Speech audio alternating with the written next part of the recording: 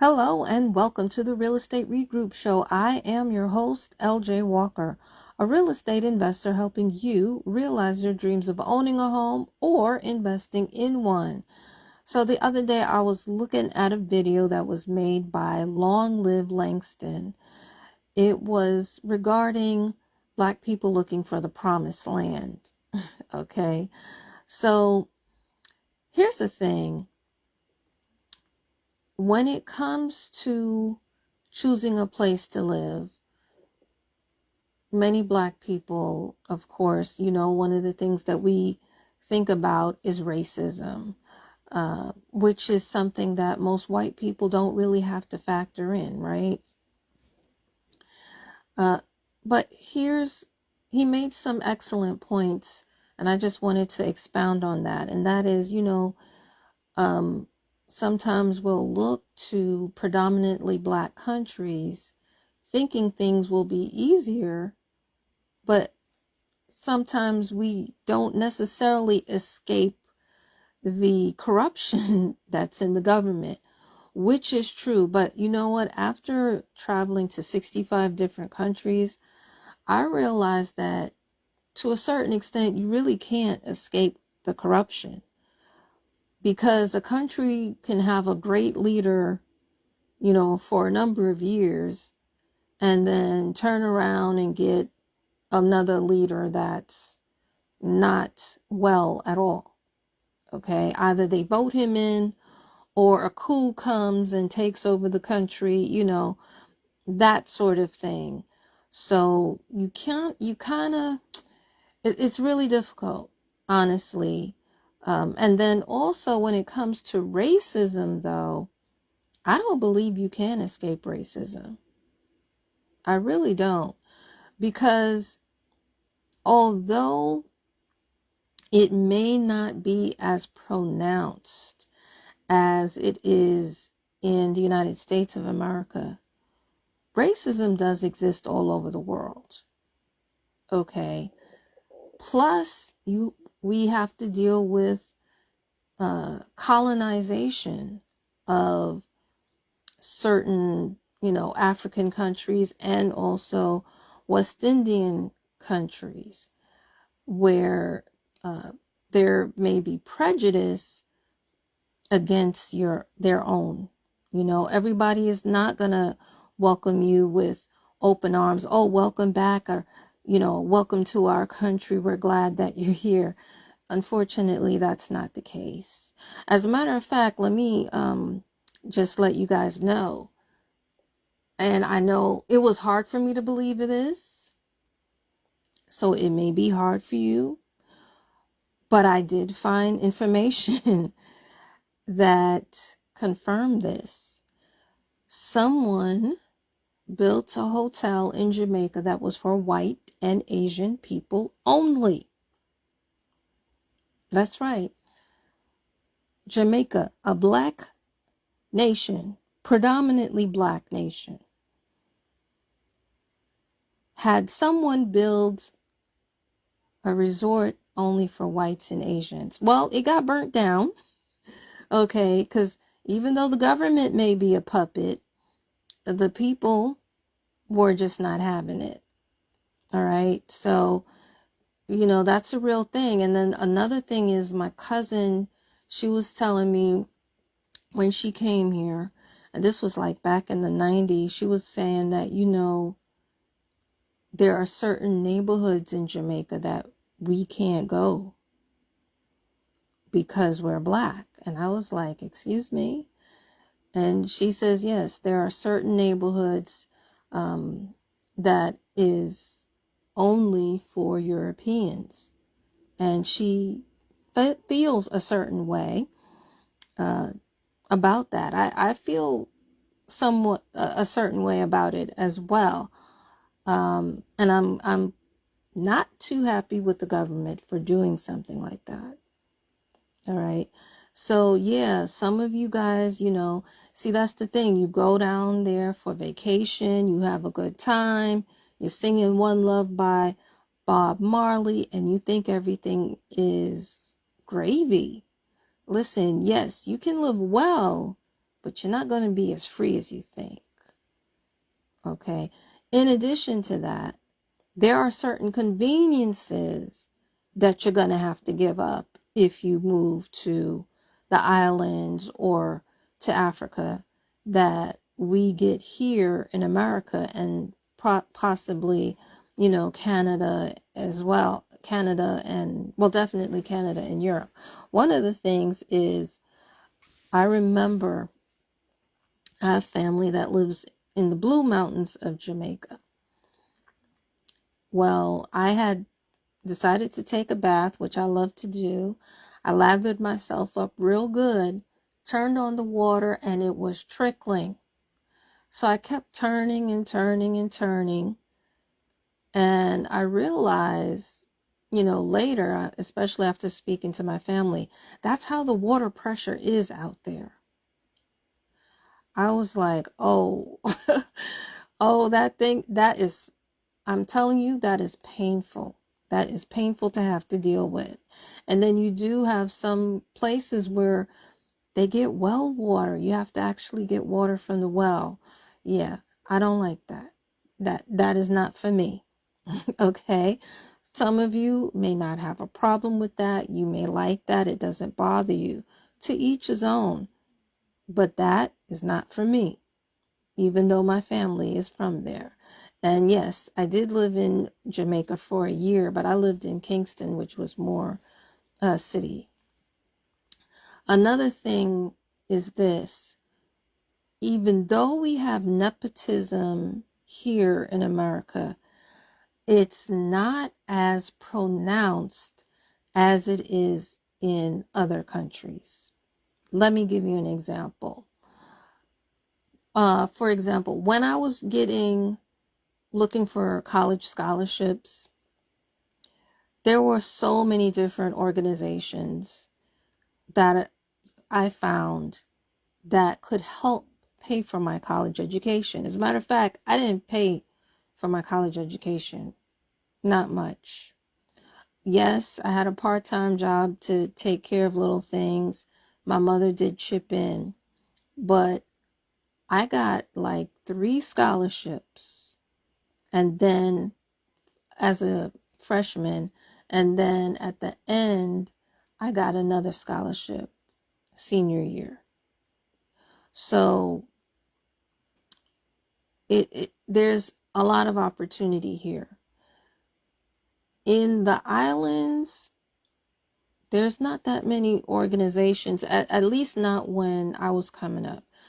There wasn't that many organizations giving out scholarships. Scholarships was given by the government. And they was only giving out 1 scholarship. Like here, you can find an organization giving out like 5, 10, 15 scholarships. No, down there, it's just 1. And guess what? It's given by the government, like I mentioned. And if one of the dignitaries' daughter is going to college, even if her grades are not as good as yours, she's getting that scholarship, not you. That's how it was back in the day. Maybe things have changed, but I doubt it. I doubt it when it comes to nepotism. All right. The other thing is this, I think that a lot of people miss, is that you may be racially the same. And to be honest, this is not just for Black people. White people also. I noticed that white Americans and white Europeans are different. They're not the same either. But since I'm Black, and I'm talking to Black people primarily, I'm going to keep it this way. So even though we're the same racially, culturally, we're very different. We stand out. And culture shock is real. It is very real. See, you're going to stand out because of the way you talk, walk, and smell. Just like foreigners, when they come here to the United States, they stand out because of how they talk, walk, smell, etc., etc., how they do things, how they move, how they carry themselves. you normally can spot them right away. Well, guess what? When you go to their country, they can spot you right away. And everybody is not going to roll out the welcome mat to you. Some of the people that roll out the welcome mat to you will also rip you off. That's how it goes. It's that way here too. So, you know, you have to keep these things in mind. You have to be alert and aware. It's always good to read up about a culture, read up about a country before you actually visit. It'll help. Okay. And I'll tell you this. Here's another thing that I have experienced, and I'm pretty sure it's in other places as well. Do you know that there's culture shock even within my own city? I've lived in Harlem and I've lived in Inwood. Both are on Manhattan, the island of Manhattan. Okay? And they're as different as night and day. Really, they are. Even now, I live where it's mostly, I would say, the black part of Harlem, but there's a lot of white people here now. But even the Spanish side, the Spanish Harlem, because Inwood is predominantly Puerto Rican, but Spanish Harlem is, Inwood is primarily Dominican Republic. Spanish Harlem is more Mexican and Puerto Rican, right? They're different. The culture is different. In those neighborhoods, the way people do things is just not the same. It's not the same. It's like night and day. And definitely the two neighborhoods that border Harlem is the Upper West Side, three. Upper West Side, Upper East Side, and Washington Heights. We're extremely different. We're not the same at all. The vibe is different. It's not the same. It really isn't. Real talk. The dividing line used to be 96th Street. If you live on one side of the street and you move to the other side of the street, it's like you moved to two different countries. That's how different it is. And I'm almost certain, because, like, for example, I have to, I'm using Jamaica because that's the country where my family's from. That's where I did live before as well. I was born in America, but I had to live there for family reasons. Anyway, the people who come from the country is different from the people who are, let's say, the city of Kingston. Kingston people are, in my eyes, in my mind, I feel the vibe is different from Ocho Rios. I can't necessarily tell, but I know also, like, when they talk, there's some people that say them gone and them went. And by the way they say them talking that way, you kind of can tell what part of the island they came from.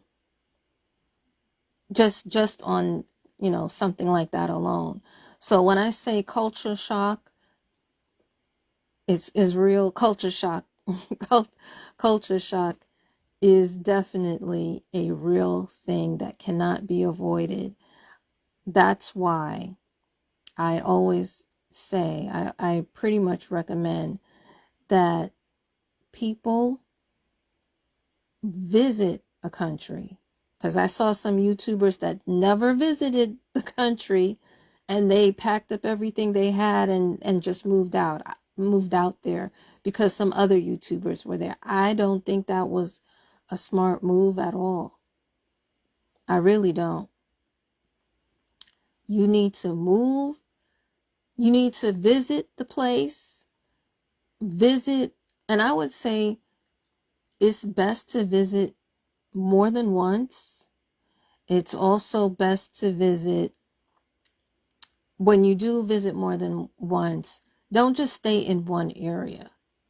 Like, try to feel the vibes of all the different neighborhoods, as many neighborhoods as you can. And it may also be nice, or I think it's also fitting, to visit more than one city.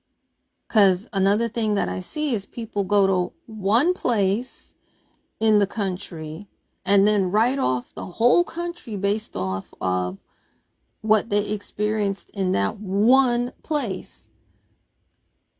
And I'm like, you didn't even go to the next neighborhood. You know, and you just making just a blanket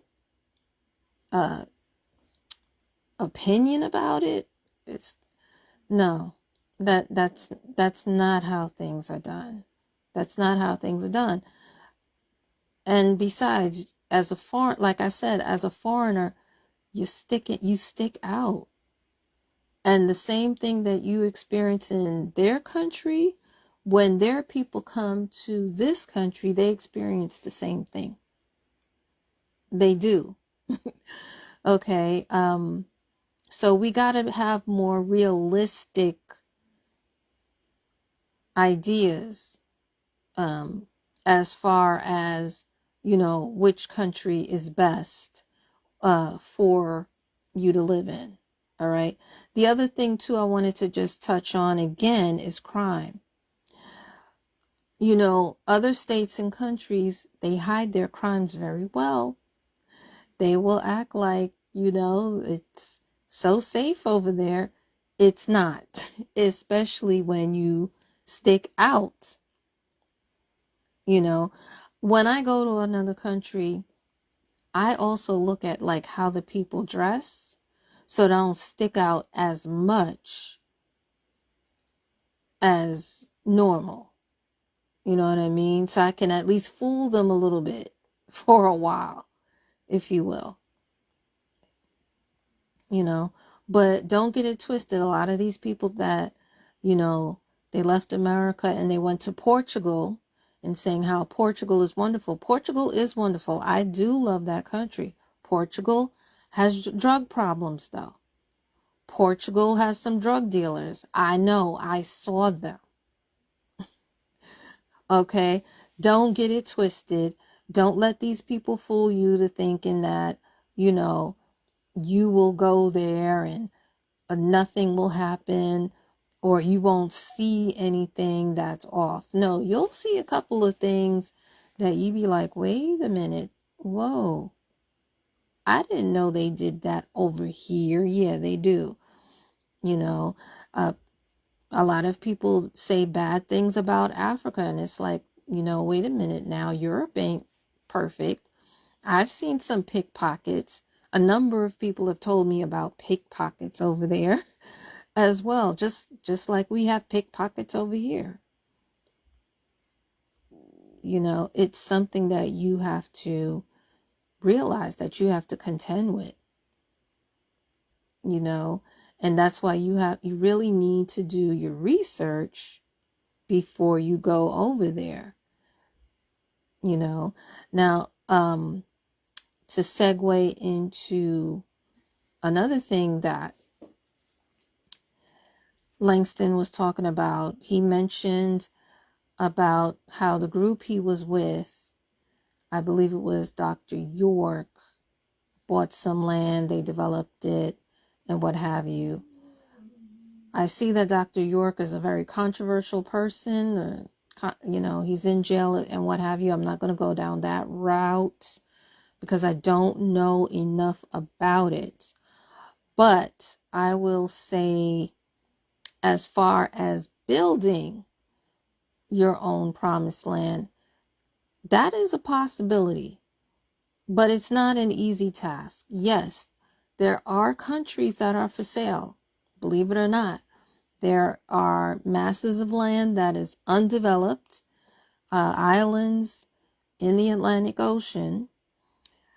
However, as we can see with this war with Israel is having, you can't just go and develop undeveloped land, right? You're going to have your own military. But in addition to having military, you're going to have to form alliances with other countries. So it's not going to be an easy feat at all.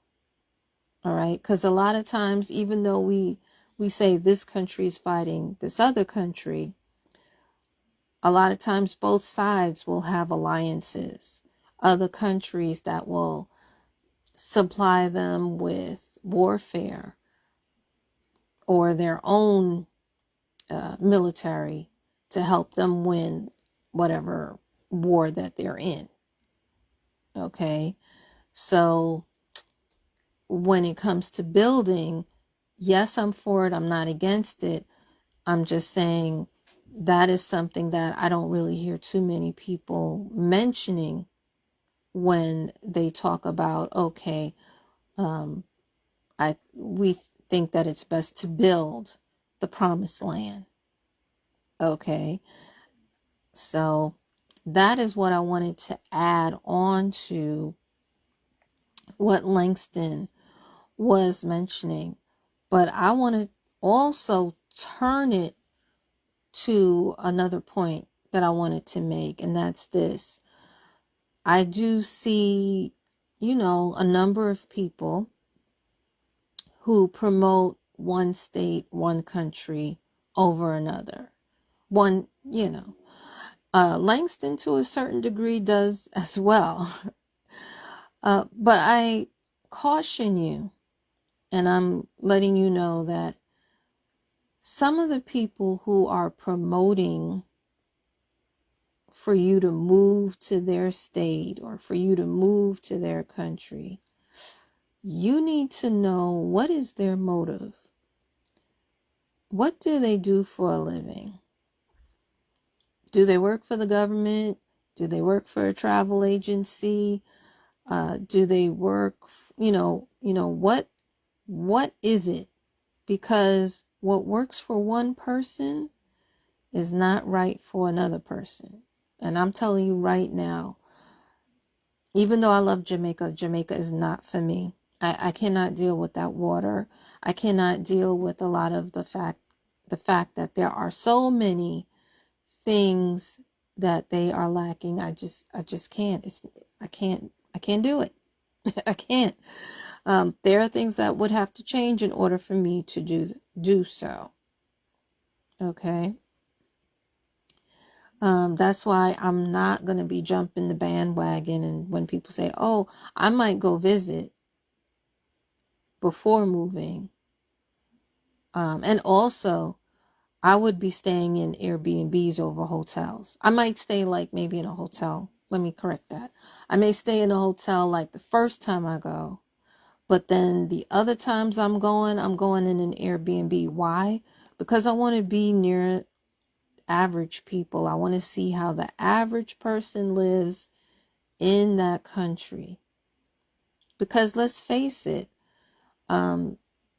if I go over there, I might not be able to afford to live near the hotel, or the hotel may be in an area where it's far away from everything else. And I don't like to be in a place that's far away from everything else. I like convenience, right? Mm-hmm. So that's why, for me, I need to check things out. I need to do my research. And I encourage all of you who are considering moving. I'm not trying to deter you from it. All I'm trying to say is do your research. Don't be like all these other people who moved to Africa, who moved to the Caribbean, who moved to Europe, or who moved to another state and then turned around and moved right back. Now, when it comes to the promised land, when it comes to moving, besides research, I do think that there is a spiritual calling on top of it as well. I do believe that if your heart is not in it, your spirit is not in it, you're not going to last. Because no matter where you go, there's going to be some kind of challenge.